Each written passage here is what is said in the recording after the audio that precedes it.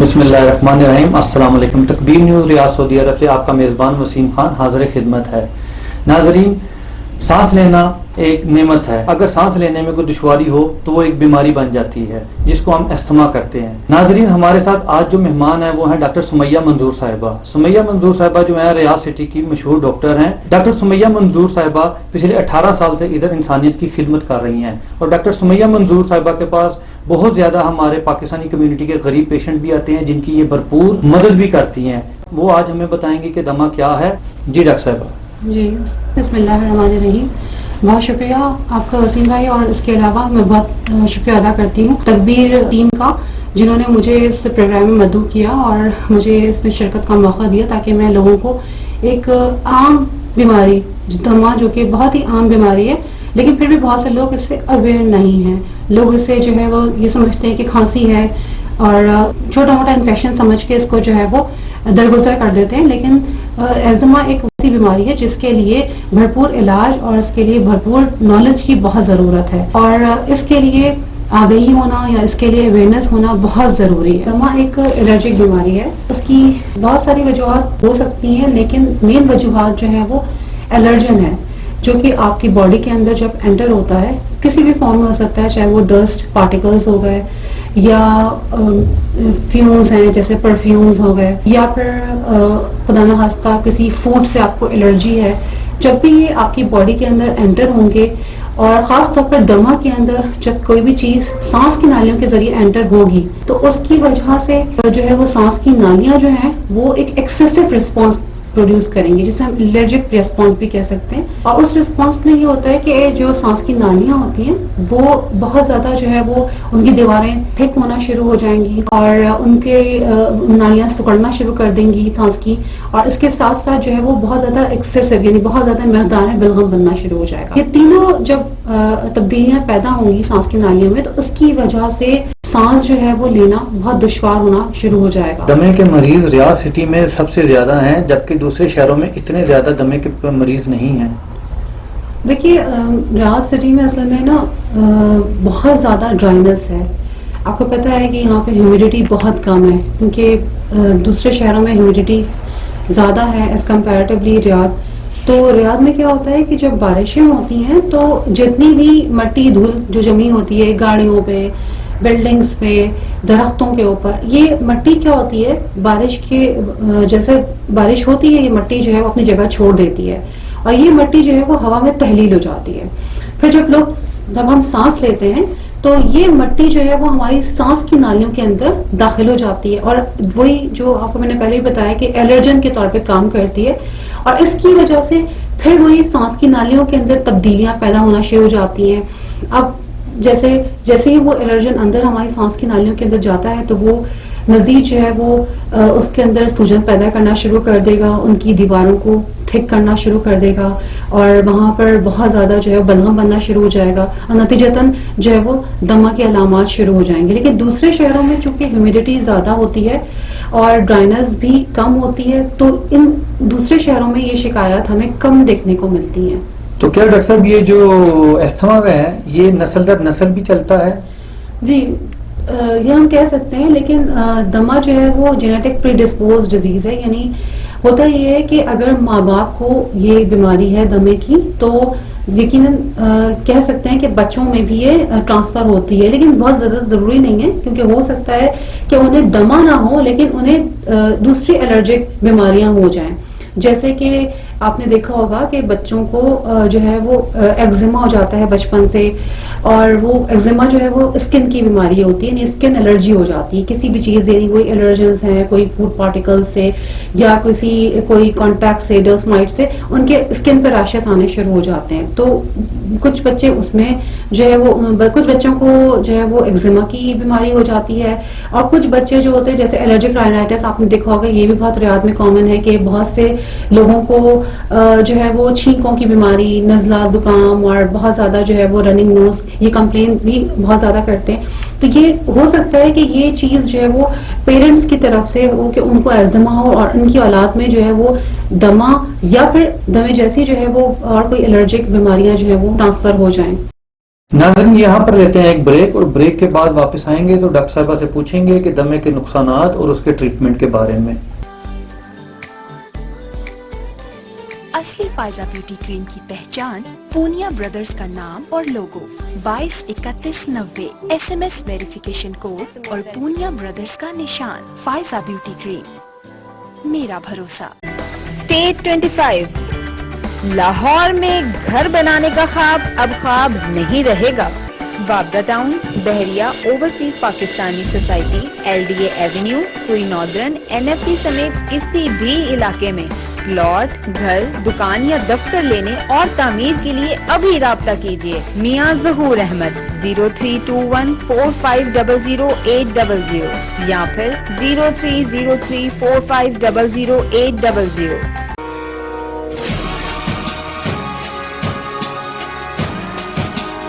जी doctor साहब, लोगों में ये कैसे अलामात इसकी पता चलेंगी? देखिए, दमे की सबसे बड़ी अलामत तो यही है कि जो मरीज है उसको सांस लेना बहुत ज़्यादा दुश्वार हो जाएगा, क्योंकि जो भी एलर्जन इसके सांस की नाली में गया होगा तो उस तब्दीलियों की वजह से वो सांस लेना उसके लिए बहुत मुश्किल हो जाएगा, और ख़ास तौर पर रात के वक्त और लेटते हुए उसको जो है वो सांस लेना बहुत ज़्यादा तकलीफ देह होगा और खूब ज़्यादा सांस फूलना शुरू हो जाएगा। फिर उसके साथ साथ खांसी भी शुरू हो जाएगी, और खांसी जो है वो ज़रूरी नहीं है कि दोनों तरह से हो सकती है कि बिल्कुल ड्राई हो, यानी कि इसमें कोई बलगम ना हो, और हो भी सकता है कि बहुत ज़्यादा बलगमी खांसी हो, तो ये हो सकता है। तीसरा ये है कि मरीज खुद महसूस करेगा कि मुझे जो है वो अंदर से एक सीटी की आवाज़ सुनाई दे रही है। जब वो सांस को बाहर निकाल रहा होता है तो वो सीटी की आवाज़ बाहर आ रही होती है, जिसे हम व्हीजिंग भी कहते हैं। तो मरीज ये खुद जो है वो अपनी कंप्लेन कर रहा होता है। इसके साथ साथ थोड़ा चलने पर सांस फूल जाना, सीढ़ियाँ चढ़ने पे सांस फूल जाना, ये मुख्तलिफ अलामात जो है वो पेशेंट जो है मुख्तलिफ जो है वो कंप्लेन्स लेकर हमारे पास आ रहा होता है। लेकिन ये कि जो मेन कंप्लेन है वो यही है कि सांस बहुत ज्यादा फूलना शुरू हो जाएगा। जी डॉक्टर साहब, दमे के साथ पेशेंट में कौन सी और पेचीदगियां जो पैदा हो रही होती हैं वो जरा नाजरीन को बताएं। देखिए, दमा अगर आपको या मरीज को ऐसा महसूस होता है कि उसे खुदा ना खास्ता दमा हो रहा है, तो उसको चाहिए कि वो फौरन जो है वो डॉक्टर से जो है वो कांटेक्ट करे और अपना जो है वो पूरा मुकम्मल इलाज करवाए। उसके लिए ज़रूरी है कि डॉक्टर की जो है वो हिदायत पर अमल करें, क्योंकि दमे के साथ जो है वो जो कॉम्प्लिकेशंस भी बहुत सारी हो जाती हैं, जिनमें सबसे ज़्यादा कॉमन जो होता है वो लोअर रेस्पिरेटरी ट्रैक्ट इन्फेक्शन होता है, यानी कि फेफड़ों के अंदर इन्फेक्शन हो जाना, और इसकी वजह से मरीज को जो है वो फिर टेम्परेचर भी यानी बुखार शुरू हो जाएगा, बलगम जो है वो बहुत ज़्यादा आना शुरू हो जाएगा, बलगम का रंग भी तब्दील हो जाएगा। इसके साथ साथ जो है वो खांसी बहुत ज़्यादा बलगमी और बुखार की हालत में, इसके साथ साथ जिस्म में कमज़ोरी, ये सब जो है वो कंप्लेंट्स जो है वो शुरू हो जाएंगी। इसके साथ साथ कुछ मरीज ऐसे होते हैं जो कि दमे को समझ ही नहीं पाते कि उनको अटैक हुआ है, और वो इतनी ज़्यादा एक्सेसिव ब्रीथ ले रहे होते हैं कि इतनी ज़्यादा जो एक्सेसिव ब्रीथ लेने से उनके मसल जो होते हैं रेस्पिरेटरी मसल वो थक जाते हैं, और थकने की वजह से वो काम करना छोड़ देते हैं, और नतीजतन मरीज जो है वो सांस लेना उसके लिए बिल्कुल के रेस्पिरेटरी फेलियर में पेशेंट जो है वो चला जाता है, और फिर उस कंडीशन में सिर्फ और सिर्फ वेंटिलेटर ही जो है वो मरीज की जो है वो सर्वाइवल का एक वाहिद इलाज होता है। उस वेंटिलेटर को जो है वो टेम्पररी तौर पर भी हम इस्तेमाल करते हैं ताकि मरीज की जो है वो सांस बहाल हो जाए। जैसे ही मरीज सर्वाइव कर जाता है और वो उसका सांस बहाल हो जाता है तो वेंटिलेटर को हटा भी दिया जाता है। तो डॉक्टर साहब, दमे के जो मरीज हैं इनके लिए कोई एहतियाती तदाबीर और इसके इलाज के बारे में आप कुछ बताना चाहें? देखिए, दमे के लिए बहुत अच्छा है ये सवाल कि हम घर में क्या क्या एहतियात कर सकते हैं। सबसे पहले ये है कि मरीज को ये पता हो कि वो किस चीज से जो है वो यानी कि एलर्जिक है। कोई खाने की चीज है या कोई पॉलन्स हैं, या हो भी सकता है कोई डस्ट जो है माइट्स होती हैं, हाउस डस्ट माइट्स होती हैं। तो ये सब चीजें अगर मरीज को पता हो तो वो उससे एहतियात बरत सकता है। जैसे कि अगर house dust might say allergy है तो वो घरों में कारपेट हटा दिए जाएं। अगर जो है वो किसी खास फूड से है तो वो उस फूड को खाना तर्क कर दें। अगर परफ्यूम्स से है या स्मोक वगैरह से तो ऐसे माहौल में या तो ग्रेस करें जाना या फिर अपने फेस मास्क इस्तेमाल करें। گھروں میں بہت اچھا ہے کہ ہیومیڈیفائر استعمال کریں، کیونکہ ہیومیڈیفائر جو ہے وہ ہیومیڈیٹی کو جو ہے وہ برقرار رکھتا ہے اور ڈرائنس کو کم کرتا ہے، اس لیے ایزدما کی جو اٹیکس ہوتے ہیں وہ بھی کم ہو جاتے ہیں. ساتھ ساتھ جو ہے وہ اے سی، جو آپ نے دیکھا ہوگا کہ ہمارے ہاں چونکہ سعودی عرب میں اے سی بہت زیادہ ہی استعمال ہوتا ہے، تو کچھ لوگوں کو اے سی کی ہوا بھی جو ہے وہ دمے کی شکایت بڑھا رہی ہوتی ہیں، تو ان کو بھی کم سے کم اے سی کا استعمال کرنا چاہیے.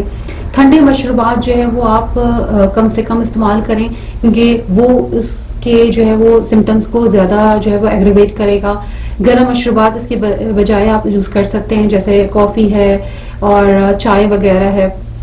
اس کے ساتھ ساتھ کوشش کریں کہ اگر جب بھی ایسا کوئی سانس کا مسئلہ آپ کو شروع ہوتا ہے تو آپ فوراً جو ہے وہ اسٹیم انہیلیشن دیجیے، تاکہ وہ تھوڑا سا جو ہے وہ ان کو ریلیف ہو جائے.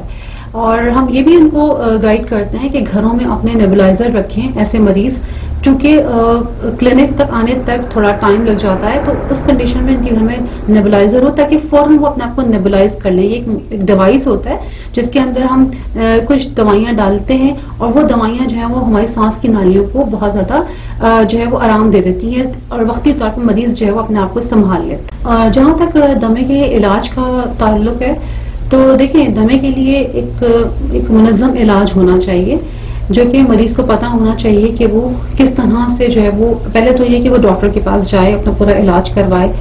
اور اس سلسلے میں جو ہے وہ ڈاکٹرز آپ کو جو ہے وہ کچھ دوائیاں اور انہیلرز جو ہے وہ پرسکرائب کریں گے.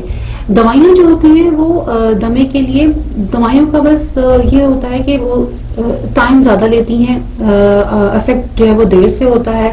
پھر ان کے بہت سے سائیڈ افیکٹس بھی ہوتے ہیں، جیسے بہت سی دوائیوں کے سائیڈ افیکٹس یہ ہیں کہ مریض کی گھبراہٹ کا شکار ہو جاتا ہے، یا اس کے ہاتھوں میں رشا آنا شروع ہو جاتا ہے، یا پھر نیند کی پرابلمس ہو جاتی ہیں کہ مریض کو نیند نہیں آ رہی ہوتی ہے، نیند جو ہے بہت زیادہ ڈسٹرب ہو جاتی ہے. یہ عام طور پہ دوائیاں کھانے سے جو ہے وہ زیادہ سائیڈ افیکٹس جو ہے مریض میں نظر آ رہے ہوتے ہیں. لیکن اس کے برعکس اگر ہم انہیلر مریض کو دیتے ہیں تو وہ مریض کے لیے زیادہ فائدہ مند ہے، زیادہ افیکٹو ہے، اور زیادہ جو ہے وہ جلدی کام کرتا ہے. اور انہیلر بھی دو طرح کے ہوتے ہیں، کہ ایک تو ہوتا ہے کہ برونکو ڈائلیٹر جیسے سلبیٹامال گروپ ہوتا ہے، یعنی کہ وہ جو ہے وہ آپ کی سانس کی نالیوں کو جو ہے وہ بالکل جو ہے ڈائلیٹ کر دیتا ہے، تو سانس لینا بہت زیادہ آسان ہو جاتا ہے.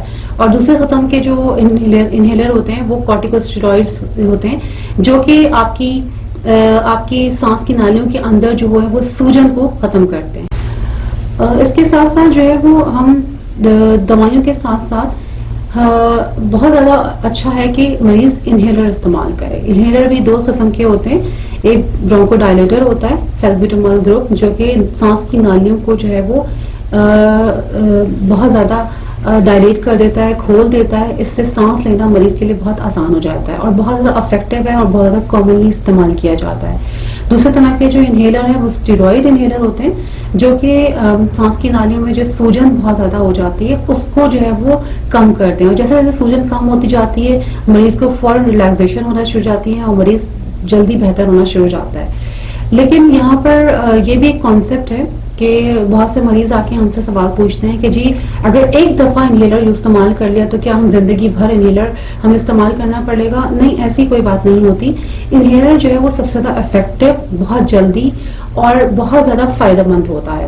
دوائیاں جبکہ برعکس کافی وقت لیتی ہیں، اور ایزدما میں کیا ہے کہ جلدی آپ کو ریلیکسیشن چاہیے ہوتی ہے، تو اس وجہ سے انہیلر لینا بہتر ہوتا ہے اور اس کے سائیڈ افیکٹس بھی بہت کم ہوتے ہیں. جبکہ دوسری دوائیوں کے جو کہ ہم ایزدما کے لیے لے رہے ہوتے ہیں اس میں زیادہ سائیڈ افیکٹس جو ہے وہ مریض کو فیس کرنا